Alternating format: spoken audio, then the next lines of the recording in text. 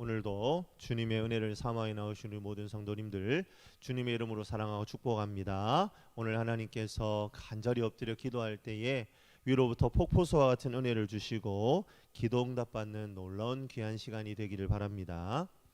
5월 1일은 근로자의 날이지요. 노동절이라고도 부르더라고요. 근로자의 날은요, 근로기준법에 의한 유급 휴일입니다. 그런데 달력을 보시면 그날이 빨간색으로 표시가 되지는 않지요. 그래서 법정 공휴일이 아니고 이런 휴일을 법정 휴일이라고 한답니다.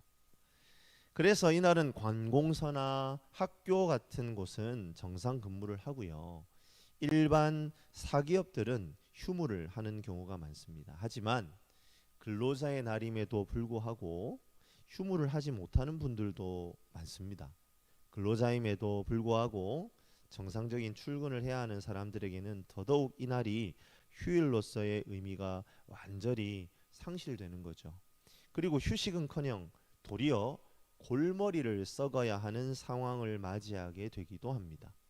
대표적인 분들이 워킹맘들이죠. 근로자의 날이라고 해도 직장에 근무를 하러 나아가야 하는 일하는 엄마들이 있습니다. 그런데 근로자의 날이라고 쉬어야 하는 어린이집 선생님들 때문에 아이들을 맡길 곳이 없어서 발을 동동 굴러야 하는 상황들이 종종 있다는 겁니다. 누군가에게는 달콤한 휴식의 시간이, 또 다른 누구에게는 스트레스를 받으면서 아무 일도 할 수 없는 답답한 시간이 되고 맙니다. 사랑하는 성도 여러분, 이처럼 한 가지 상황이 어떤 사람에게는 행복이 되지만 또 다른 사람에게는 불행이 될 때가 있습니다. 이처럼 우리 모두는 언제나 동일한 상황 가운데에 놓여 있음에도 불구하고 그것에 대하여 반응하는 우리 각자의 태도가 다르고 기준이 다릅니다. 그러하기에 동일한 상황은 각 사람에게 서로 다른 의미를 가지게 만들지요. 그리고 이러한 현상이 오늘 우리가 읽고 있는 본문을 이해하는 데 중요한 열쇠가 됩니다. 오늘 본문은 복과 저주에 대한 이야기를 하고 있습니다. 우리는요, 복 받고 싶어 합니다. 그리고 저주는 피하고 싶어 하지요. 그런데 오늘 본문은 이 두 개가 항상 한 자리에 있다는 것을 말하고 있습니다. 그리고 이 두 가지 중에 한 가지가 우리의 삶을 차지하게 될 것에 대해서도 이야기를 합니다. 또한 그것은 철저하게 우리의 삶의 방향이 어디에 놓여 있는가에 달려 있다는 것도 성경이 이야기하고 있는 바입니다. 오늘 우리가 읽은 본문 가운데에 11장 18절부터 20절은 앞선 신명기 6장 4절부터 9절의 내용이 반복됩니다. 이른바 쉐마 이스라엘, 쉐마 헌장이라고도 부르는 지침들이죠. 그런데 6장의 내용하고 차이가 있다면 6장에서는 단수형으로 나로 대상이 지칭되었다면 오늘 본문에서는 너희로 복수가 지칭이 된다는 겁니다. 율법의 적용이 공동체적으로 확장되고 있다는 것을 보여줍니다. 사랑하는 성도 여러분, 우리의 신앙은 개인적인 것이지만 결국 하나님께서 주시는 은혜와 사명을 펼치는 장은 공동체라는 사실을 기억하시기 바랍니다. 하나님께서 우리에게 말씀을 주실 때에 개인적으로 주시는 말씀도 있지만 공동체적으로 주시는 말씀도 있다는 겁니다. 함께 받은 말씀을 붙들고 나아갈 때에 하나님은 그 공동체에게 복을 주시고 그 공동체에 속한 모든 개인들 한 사람 한 사람에게 복된 삶이 펼쳐지게 한다는 것을 오늘 말씀이 우리에게 가르쳐주고 있다는 겁니다. 이러한 하나님의 복은 언제까지 우리에게 부어질까요? 우리 21절 말씀을 같이 한 목소리로 읽어보겠습니다. 같이 읽습니다. 그리하면 여호와께서 너희 조상들에게 주리라고 맹세하신 땅에서 너희의 날과 너희의 자녀의 날이 많아서 하늘이 땅을 덮는 날과 같으리라. 이렇게 말하고 있네요. 방금 우리가 읽은 21절 하반절을 보시면 하늘이 땅을 덮는 날과 같으리라 라고 되어 있는데 이 부분을 히브리어 성경 원문에 더 가깝게 해석을 해보면 이렇게 됩니다. 땅 위에 하늘이 있는 한 그렇게 되리라. 무슨 의미입니까? 하늘은요 언제나 땅 위에 있습니다. 땅이 하늘 위에 있는 것을 경험해 보신 분들이 있다면 지금 여기 계시면 안 되고 빨리 병원에 가보셔야 됩니다. 하늘이 땅 밑에 있는 일은 없죠. 하늘은 언제나 땅 위에 있습니다. 그 일은요 변함이 없어요. 이처럼 하나님의 말씀은 언제나 하나님의 말씀을 언제나 마음에 품고 그 말씀에 순종하는 삶을 살아가는 자에게 부어지는 하나님의 복은 하늘이 땅 위에 늘 있는 것처럼 절대로 끊어지지 않는다 이 말입니다. 사랑하는 성도 여러분, 우리 하나님의 사랑이 이처럼 변함없이 신실하시다라는 사실을 꼭 기억하시기 바랍니다. 그러하기에 우리에게 할 일은 하나밖에 없습니다. 다름 아닌 순종입니다. 특별히 하나님께서 오늘 본문 22절부터 25절에 이스라엘 백성들이 순종을 통해 얻게 될 것을 말씀하시는데요. 이것은 다름 아닌 약속의 땅을 받게 된다 말씀하시죠. 이스라엘 백성들에게 약속된 가나안 땅의 경계가 24절에 간략하게 소개되고 있죠. 우리 24절도 같이 한번 읽어볼게요. 같이 읽습니다. 너희의 발바닥으로 밟는 곳은 다 너희의 소유가 되리니 너희의 경계는 곧 광야에서부터 레바논까지와 유브라데 강에서부터 서해까지라. 하나님께서 가나안 땅을 이스라엘 백성들에게 주시기로 작정하셨어요. 이스라엘 백성들이 그 땅을 얻기 위해 반드시 해야 할 일이 있는데 그것은 바로 그 땅을 너희 발바닥으로 밟는 일입니다. 너희 발바닥으로 밟는 일, 이게 뭡니까? 그렇죠, 순종입니다. 하나님께서는 이스라엘 백성들이 율법에 신실하여 하나님께 순종함으로 그들에게 주어질 땅을 얻게 된다는 겁니다. 너희가 실제로 그 땅을 밟고 그 경계까지 밟고 가면 그 땅을 다 주신다는 거예요. 그런데요 성도님들, 지금 사실 이 가나안이란 땅이요 무주공산입니까? 아닙니다. 무주공산이 아닙니다. 차지하고 있는 원주민들이 있습니다. 게다가요 가나안 족속들은요 너무나 강성합니다. 제가 23절을 한번 읽어드릴게요. 여호와께서 그 모든 나라 백성을 너희 앞에서 다 쫓아내실 것이라. 너희가 너희보다 강대한 나라들을 차지할 것인즉. 23절에 뭐라고 말합니까? 그래, 너희가 너희 앞에서 모든 백성들을 내가 다 쫓아낼 건데, 그런데 말이야 너희보다 이 가나안 족속들이 어떻다고요?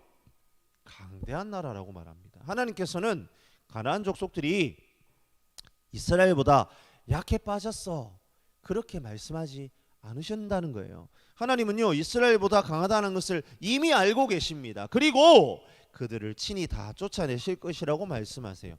그러하기에 이스라엘 백성들이 해야 할 일은요 한 가지밖에 없어요. 뭡니까? 열심히 발바닥으로 밟아야 합니다. 순종하라는 말이에요. 하나님의 말씀을 마음에 두고 집에 있든지 거리를 걷든지 누워 있든지 일어날 때든지 말씀을 강론하고 기록하는 순종으로 그 땅을 밟아야 한다는 말입니다.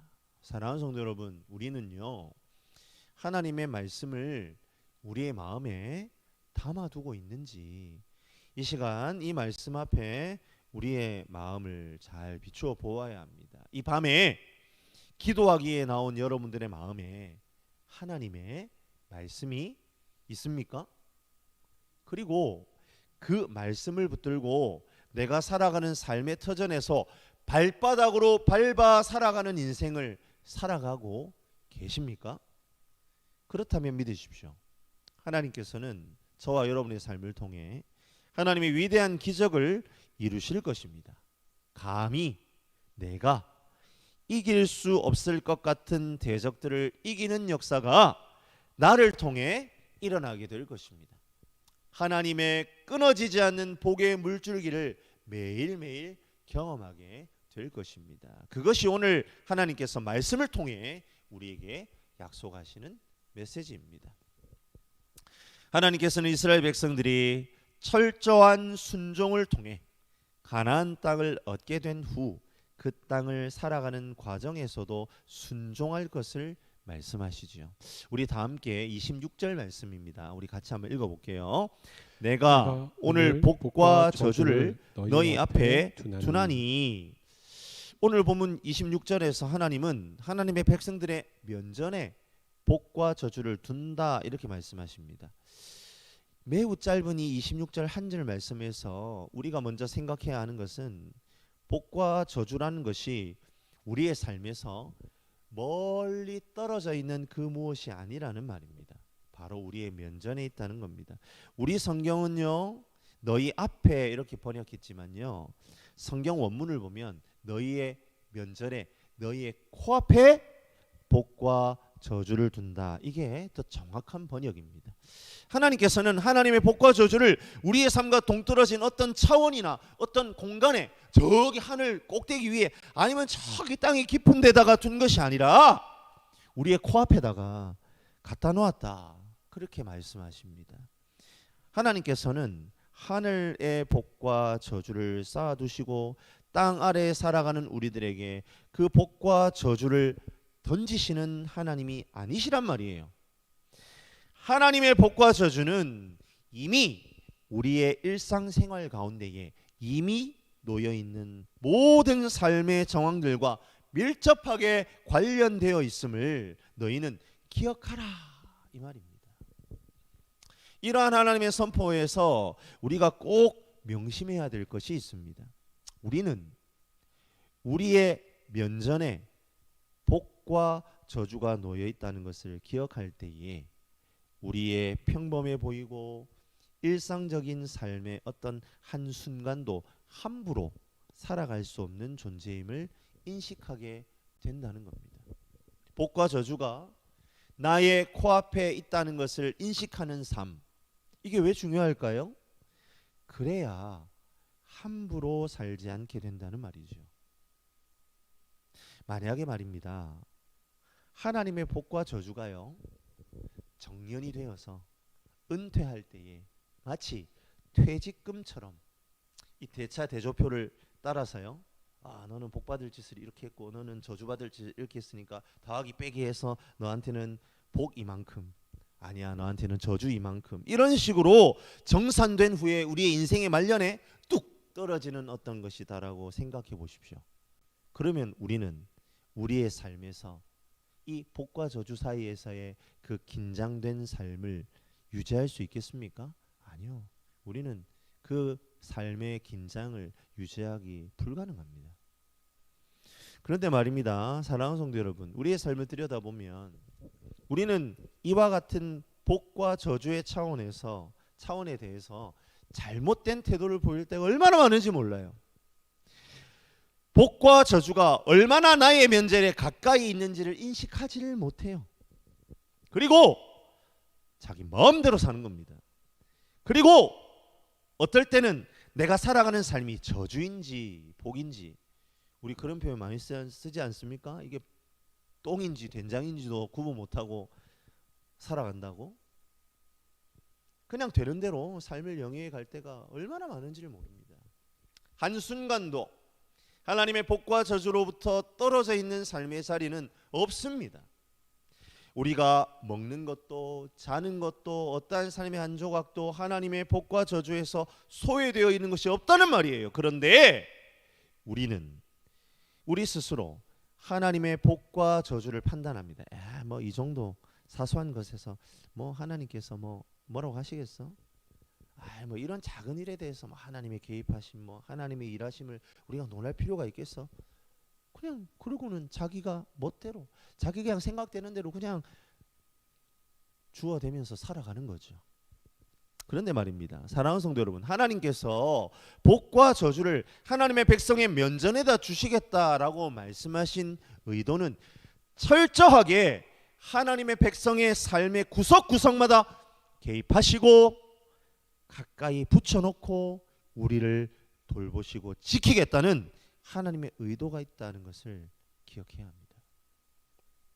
그런데 우리는 하나님을 우리의 삶의 자리에서 너무나 멀리 떨어뜨려 놓습니다. 그로 말미암아 하나님의 뜻과 의도도 묻지 않은 채 우리가 원하는 대로 대부분의 일들을 너무 쉽게 결정해 버리는 겁니다. 그러한 우리의 태도로 말미암아 벌어지는 문제는 뭡니까? 내가 인식하지도 못한 가운데에 저주의 자리에 나의 삶이 놓이게 된다는 거죠. 이어지는 27절부터 28절의 말씀이 우리에게 복과 저주가 따로 떨어져 있는 두 개가 아니라 하나다라는 사실을 더 분명하게 합니다. 우리 함께 27절부터 28절 말씀 좀 길지만 같이 한번 읽어보겠습니다. 너희가 만일 내가 오늘 너희에게 명하는 너희의 하나님 여호와의 명령을 들으면 복이 될 것이요 너희가 만일 내가 오늘 너희에게 명령하는 도에서 돌이켜 떠나 너희의 하나님 여호와의 명령을 듣지 아니하고 본래 알지 못하는 다른 신들을 따르면 저주를 받으리라.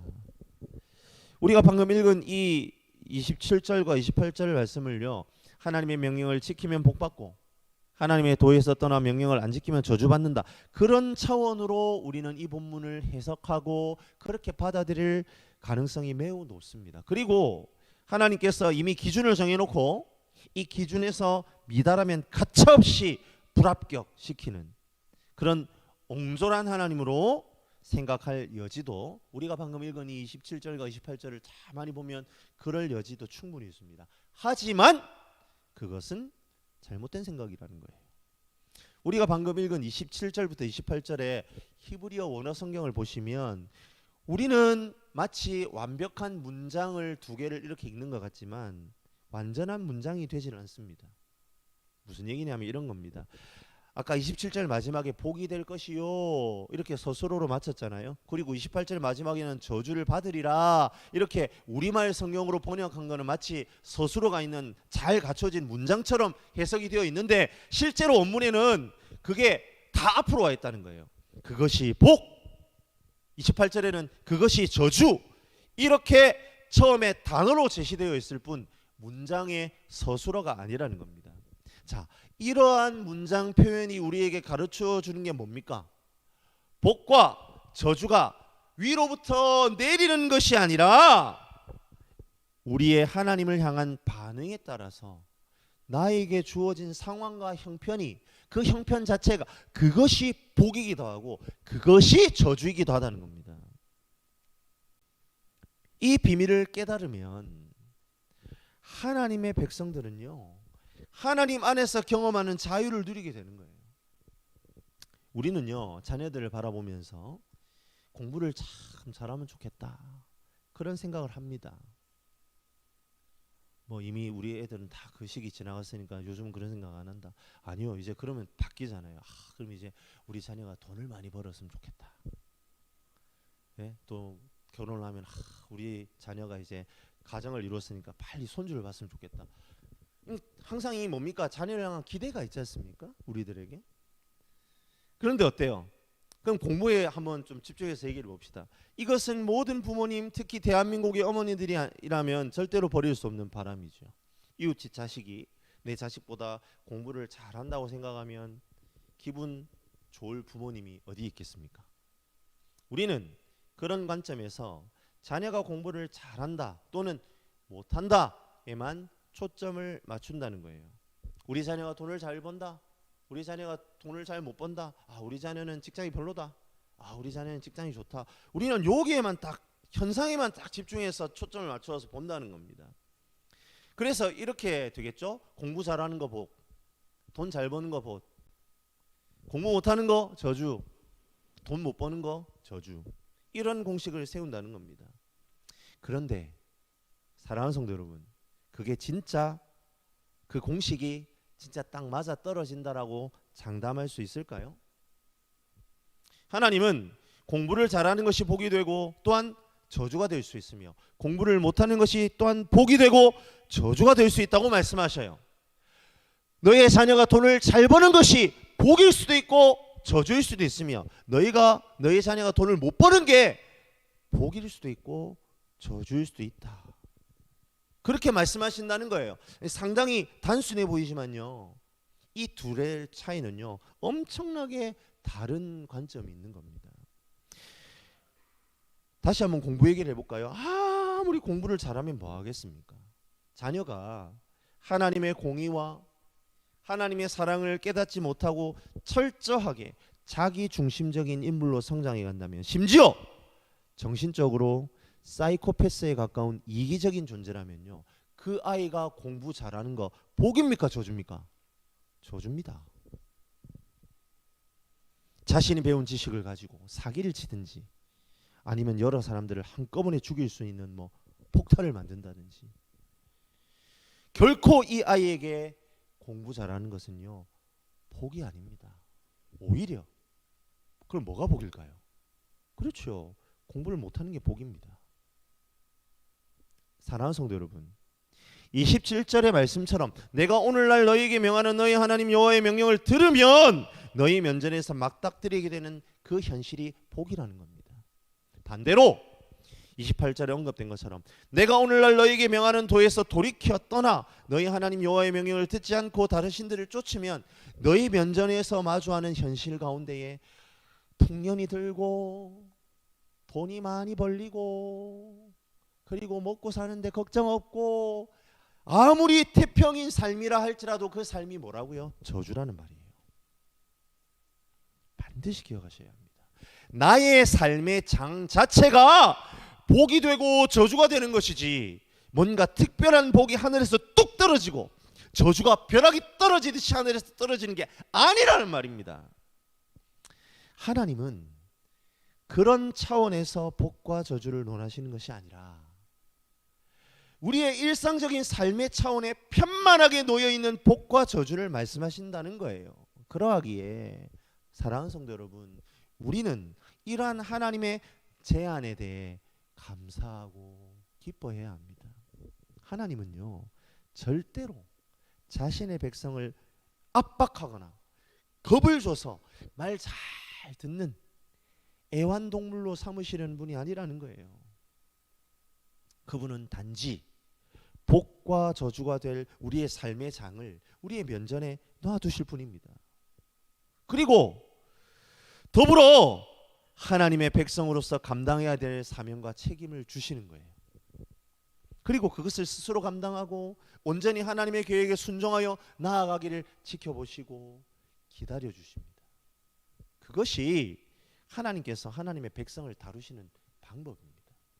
사랑하는 성도 여러분, 왜 이방 종교에서는 신에게 제물을 갖다 바치고 막 빌고 이렇게 해야 될까요?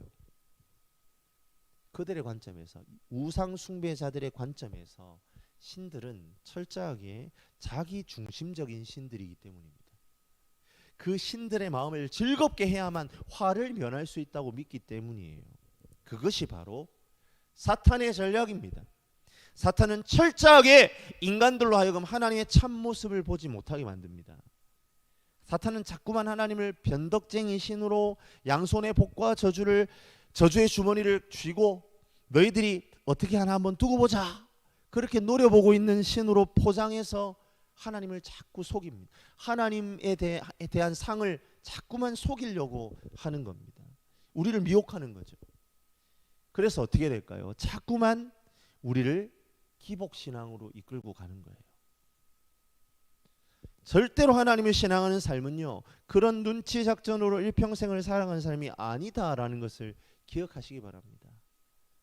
자녀들 이제 수능 앞두고 40일 작전 기도를 작정해 가지고 이 작전 기도를 내가 잘 하면은 우리 자녀가 대학에 붙고 내가 하루라도 빼먹으면 하나님은 대학을 떨어뜨리실 거야. 그게 기복신앙이잖아요. 하나님 그런 방식으로 우리를 다루지 않으신다는 거예요. 그런데 이 세상을 살아가는 너무나 많은 그리스도인들이 하나님을 그렇게 오해한다는 거예요. 하나님께서는 이러한 복과 저주에 대한 관점이 얼마나 중요한지 이러한 하나님의 선언을요 퍼포먼스를 통해서 더욱 구체화하라 말씀하십니다. 그게 바로 29절부터 30절에 나타나는 에발산과 그리심산의 축복과 저주의 선포이죠. 또 조금 길지만 우리 29절과 30절 말씀 같이 한번 읽어볼게요. 같이 읽습니다. 내 하나님 여호와께서 내게 가서 차지할 땅으로 너를 인도하여 들이실 때에 너는 그리심산에서 축복을 선포하고 에발산에서 저주를 선포하라. 이 두 산은 요단강 저쪽 해지는 쪽으로 가는 길 뒤 길갈 맞은편 모래 상수리 나무 곁의 아라바에 거주하는 가나안 족속의 땅에 있지 아니하냐. 성도님들, 이 두 산이요 30절에 있는 것처럼요 가나안 족속의 땅, 그러니까 가나안 땅 안에 있는 산이에요. 특별히 이제 창세기 12장 6절에 언급되어 있는 것처럼 아브라함이 가나안 땅에 제일 처음 와서 하나님께 처음으로 제단을 쌓았던 곳도 바로 이곳이죠. 근데요 이 두 산이요 위치상으로 봤을 때 가나안의 딱 중심부에 위치를 하고 있고요. 그리고 요 두 산의 꼴짜기 사이에 세겜이라는 성읍이 있습니다. 이 세겜이라는 성읍이 너무나 구약에서는 신학적으로 중요한 산이에요. 성읍입니다. 그리고 이 세겜이라는 성읍이요 중요한 교통로이기도 합니다. 그러니까 하나님께서는 이처럼 가나안의 중심부가 되는 곳에 가장 중요한 하나님의 말씀의 원리를 양편으로 이렇게 나누어 가지고 선포하라고 말씀을 하시는 거예요. 그러니까 지금 당장 말고 너희가 가나안 땅을 정복하고 난 다음에 그 땅에 들어간 후에 반드시 이 일을 하라, 그렇게 다짐을 하고 계시는 겁니다. 그런데 말입니다, 여기에서 우리가 주목해야 되는 게 뭡니까?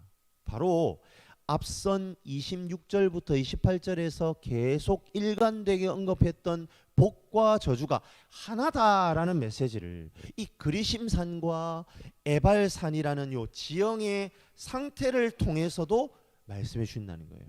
성도님들, 이 두 개의 산이요 높이가 비슷합니다. 그래서 이른바 쌍둥이 산으로 불려요.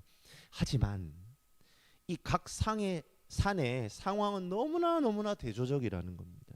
그리심산은요 양지 바른 곳에 있기 때문에요 항상 울창한 숲이 있는 그런 산이라고 합니다. 반면에 에발산은요 이 그늘에 져 있기 때문에 수목이 없는 아주 황폐한 산이랍니다. 모양도 비슷하고 높이도 비슷하고 쌍둥이처럼 마주보고 있는데 완전히 다른 거예요. 그러니까 어떤 것 같습니까? 저주와 복이 딱 이렇게 상징적으로 보여지는 두 산인 거죠.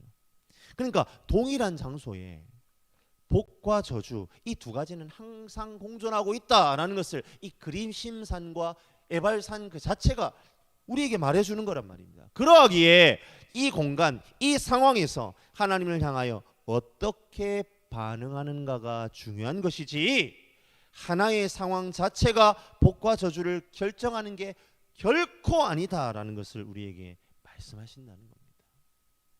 사랑하는 성도 여러분, 우리가 만일 이 부분을 놓치게 되면 어떻게 될까요? 맞습니다. 하나님의 뜻을 왜곡하게 되고요. 복과 저주에 대한 잘못된 인식을 가지게 되는 거예요. 그러한 왜곡과 잘못된 인식을 결국 이스라엘이 저지르고 말았다는 사실을 그리심산의 후대의 역사적 흔적을 통해 우리는 발견합니다. 북이스라엘이 멸망을 하고 사마리아 사람이라고 불렸던 사람들이 이후에 이 그리심산을 예배 처소로 삼습니다. 예수님하고 사마리아 여인하고 대화하는 가운데에서도 나오잖아요. 왜? 그 사마리아 여인이 이렇게 얘기하지 않습니까? 우리 조상들은 이 그리심산에서 예배하라고 배웠다. 여기가 예배 장소라고 배웠다. 왜 사마리아 사람들은 이 그리심산을 예배의 처소로 삼았을까요? 이 신명기 말씀 때문입니다. 그리심산에서 뭐가 선포가 돼요? 축복을 선포하잖아요. 그리심산에서 복이 선포되었기 때문입니다. 그러니까 그런 생각 때문에 복과 저주를 이분법적으로 딱 이렇게 구분하려는 인간의 심리에서 비롯하여서 그리심산이 복이 나오는 곳이다 이렇게 변질이 된 거예요. 그러니까 사마리아 사람들은 어디에서 예배합니까? 그리심산만이 참된 예배 장소라고 생각한 거예요. 하지만 하나님께서는 그리심산만을 말하는 것이 아니라 에발산을 함께 말씀하셨습니다. 모든 삶의 현장에서 우리의 면전에 있는 복과 저주를 바르게 인식하고 바르게 하나님의 뜻을 따라 살아감으로 우리의 삶이 복이 되게 하라 말씀하신 것이지, 복이 쏟아지는 명당을 그리심산이다라고 점지해 주신 게 아니라는 겁니다. 예수님께서는 그런 맥락에서 사마리아 여인과의 대화에 장소의 개념을 뛰어넘는 신령과 진리로 드려야 하는 예배의 삶을 말씀하십니다. 예배조차 복을 비는 기복의 도구로 바꿀 수 있는 인간의 본성을 향해 왜 그리심산에서 예배해야 하는가? 거기는 복이 선포된 곳이다. 거긴 복된 자리다. 여러분, 예배를 그렇게 복을 비는 기복의 도구로 바꿔버렸다니까요. 그러한 인간의 본성을 향해서 예수님은 정확하게 지적하시는 겁니다.